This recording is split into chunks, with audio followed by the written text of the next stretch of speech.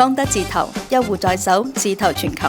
開戶前，我哋先準備好呢啲開戶資料：香港身份證件、任意有效地址證明如居住證、3個月內嘅通訊帳單、金融信函、水電、網絡、煤氣帳單或者1個月以上嘅房租合同等。打開方得字頭 APP， 進入開戶界面，點擊極速開戶。第一步，我哋要選擇開戶地區。唔同地區部分嘅開戶步驟會唔一樣。同意開戶提醒後，點擊下一步。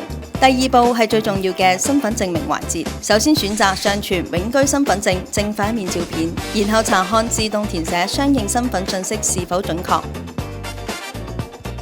如果未擁有永居身份證，仲需要上傳國籍證明照片。確認冇錯之後，點擊下一步。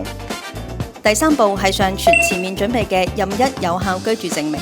確認地址信息正確之後，我哋可以點擊下一步，補充其他嘅個人真實資料。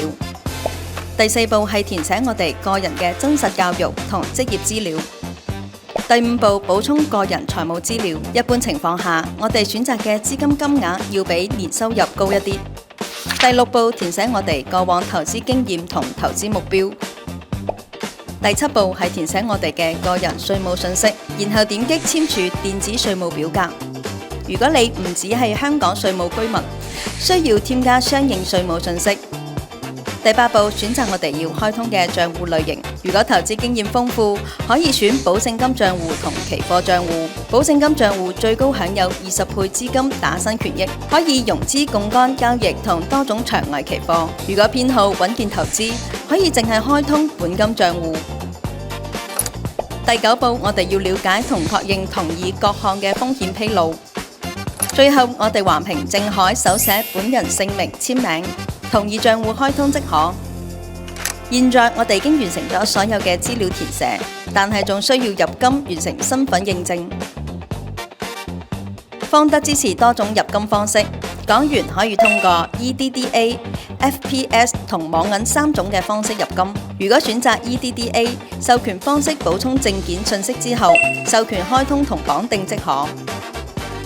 如果選擇 FPS 轉數快方式入金，仲需要點擊下一步，進行 FPS 匯款同行政上傳。FPS 轉數快入金方式需要複製 FPS 識別碼，然後銀行 APP 進行匯款轉帳後截圖，再回到本界面上傳。輸入金額後即可完成入金驗證。現在我哋已經完成開戶，等待系統後台審核即可擁有方得字頭帳戶。我哋可以點擊字頭或其他界面獲取最新嘅投資解讀或工具錦囊。如果有任何疑問，都可以諮詢客服或者你嘅專屬服務顧問。祝你投資長贏！